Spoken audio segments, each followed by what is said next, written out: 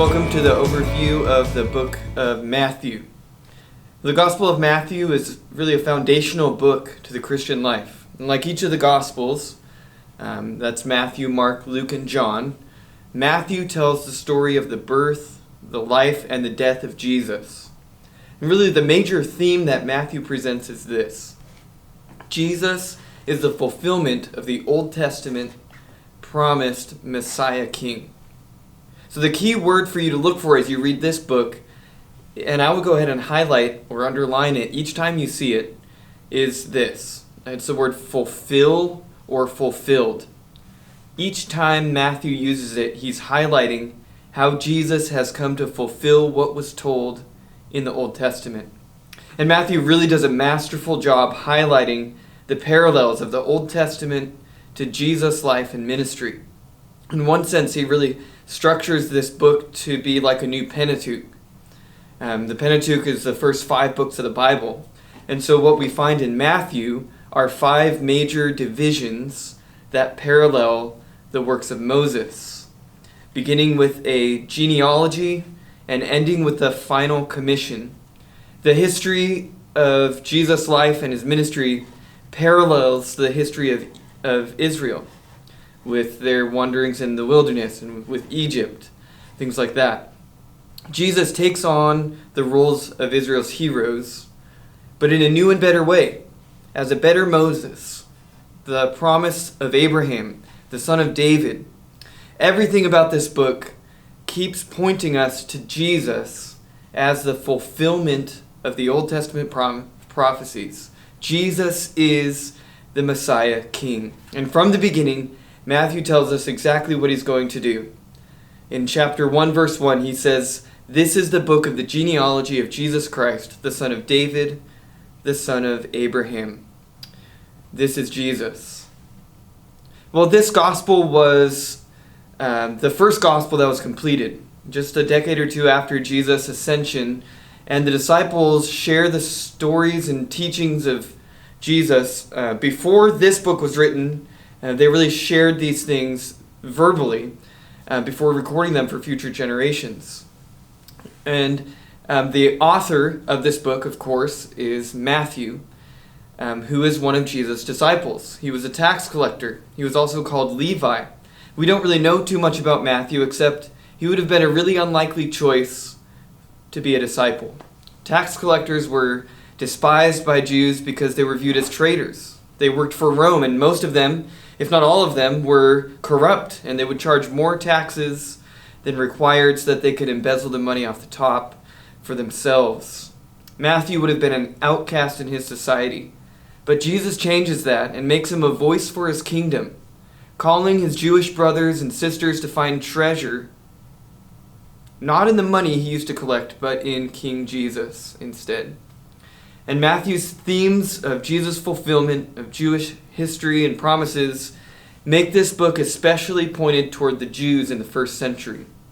Matthew has filled this gospel with all of Israel's history and shows us how Jesus is what their history points to. For the Jews, if you know anything about them, their history is very important to them. They trace it down from each patriarch, each king, each exile, and each member of Israel, in one sense, owned every one of those moments. They relived this history through all of their festivals and holidays, which reminded them of their identity and their history. So Matthew writes this book to show both Jews and Gentiles who Jesus is. And really what this book serves to be is a discipleship manual in a lot of ways. It helps to prepare people to understand who Jesus is and what it means to be his disciple. Jesus is the Messiah King, so we must worship and follow him. Well, there's 5 main divisions in this book. And so let's take a little bit of time to go through each one of those. And it's really cool to see how this all kind of pieces together brilliantly. It starts with an introduction, then we have 5 separate divisions or discourses, and then ends with a conclusion. Let's look at the introduction. The introduction is chapters 1 and 2, and here we find the genealogy of Jesus. This is the lineage that tells us that Jesus is the son of David, the son of Abraham, the son of God. And then in the second half of chapter 1 through chapter 2, we find not only the lineage of Jesus, but we also see his humble origins. And so he is born miraculously to a virgin in Bethlehem, flees to Egypt, and then returns to Nazareth. All key places that show fulfillment of prophecy. And then in chapter 3, we find the beginning of Jesus' ministry. And so this is discourse number 1. The kingdom of heaven is at hand. Chapters 3 through 4 give us a preparation for Jesus' ministry. And this section begins with John the Baptist, who's the promised messenger who comes to prepare the way for the Messiah. Jesus is baptized and then faces temptation in the wilderness. After this testing, Jesus is ready to begin his public ministry, and he calls his disciples to follow him, performing miracles and teaching about the kingdom of heaven. But then Matthew slows down a little bit in chapters 5 through 7 to show us the content of the teaching that Jesus is doing, and this is the Sermon on the Mount. This sermon lays out a new way of understanding the law of God. God is not primarily concerned for the external behavior of his people, but he's after their hearts. So in order to follow Jesus as his disciple, you must come before him poor in spirit, broken over your sin in repentance.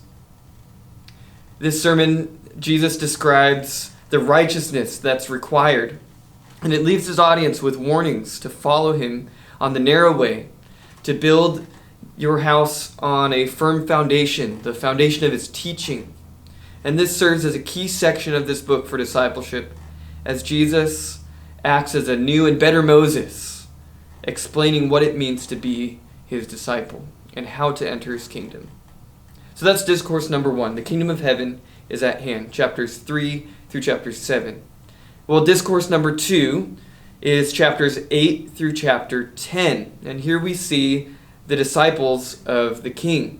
Jesus calls his disciples to him here. Chapters 8 and 9 describe miracle after miracle that Jesus does as he calls followers to him at the same time.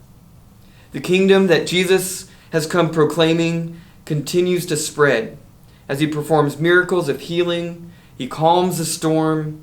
He even raises dead to life. And so many begin to follow him, but there are 12 particular men that he chooses to be his closest disciples. And chapter 10 is the teaching that he gives them as he commissions them to spread the good news of his kingdom. This kingdom does not come through political strength. He's not sending these disciples out to overthrow government, but it spreads spiritually through promised persecution and opposition. So that's discourse number 2, chapters 8 through chapter 10. Well, Matthew describes discourse number 3 in chapters 11 through chapter 13. And here we see the royal family of the king. These chapters describe rejection. So Jesus is questioned by John the Baptist. He's rejected in cities where he's done signs. He's rejected by religious leaders, and even rejected by his own hometown. And interspersed between all of these moments of rejections, Jesus is answering questions and performing miracles and calling people to repentance. But what he does here is redefine what it means to be in his family. No longer is it being a blood relative of mother and brothers or from his hometown, but it's only those who do the will of his Father. It's those who come to him for rest. And then chapter 13 carries really the weight of the teaching in this discourse. After being rejected, he describes parables of the kingdom. And here we see story after story of what the kingdom of heaven is like. He describes how to enter the kingdom, what the kingdom's going to bring, and the surpassing worth of the kingdom of heaven. But he does it in parables because he's no longer offering the kingdom to his family, but it's only those who understand him who will enter the kingdom. So that's the royal family of the king, chapters 11 through 13. This brings us to discourse number 4. And here in chapters 14 through chapter 20, we see the glory of the King. Jesus reveals who he is, and while revealing his glory, foretells his coming impending death. And this begins with the death of John the Baptist, and then Jesus will describe his death at the end. We see him performing great miracles in this section, miracles that carry a lot of prophetic weight and speak to Old Testament truth, like feeding the 5,000. He walks on the water. It leaves no question that Jesus is the Messiah King. But it's not just his miracles that reveal this. And what he does is really remarkable, because in chapter 17 you see him pulling back the veil of his humanity in the transfiguration. And so there's only 3 disciples that get to see this. But Jesus reveals his glory to them, and they hear the voice of God speaking from heaven. Peter has a series of interactions in these chapters, beginning with a clear confession of the truth. You are the Christ, the Son of the living God. And in the midst of all of these events, Jesus continues to teach his disciples what it looks like to follow him, and that he is going to die, but that he'll also rise again. That's chapters 14 through 17, and then chapters 18 through 20 carry a lot of teaching and parables again. And here Jesus describes the ethics and instructions for how his disciples are to live in the kingdom. And so he touches on a lot of different areas of life, like how to deal with sin, the importance of forgiveness, what it means to be great in his kingdom, the importance of marriage, the roadblocks to the kingdom, and more. But this section in chapter 20 ends again with him foretelling his death. All that he's promising through his kingdom will come, but it's going to come through death and resurrection. And this reminds the disciples to be humble and not conceited in seeking prominent places in his kingdom. Well, that's discourse number 4, chapters 14 through chapter 20. Let's look at the 5th discourse, which is chapters 21 through 25, and here we see the judgment of the king. Jesus rides into Jerusalem, fulfilling prophecy on a donkey in the great triumphal entry, and the crowds are amazed at who he is, and they're singing his praises, but Jesus is entering in glory, but he comes in judgment on this city. And so it really carries a lot of darkness as he goes into the temple, and he foretells the tearing down of the temple, and he's overthrowing the temple tables and describing a coming judgment on this city. He does this because this city has rejected him. So the worship in the temple is not true worship. And the religious leaders are leading the people away from God, not toward him. And so the stage is setting up here as Jesus comes in judgment for his impending death, as the scribes and Pharisees question him and look for opportunities to trap him. Really, the majority of the content of chapters 21 through 25 are full of parables that illustrate what is coming in his second coming. He calls out the religious leaders and describes how Israel has rejected God, and his message for Jerusalem is not an easy one. It's full of condemnation. He goes on to describe the falling of the temple. God's glory is going to be leaving this temple, but the rejection of Jesus by his own people has actually done something incredible.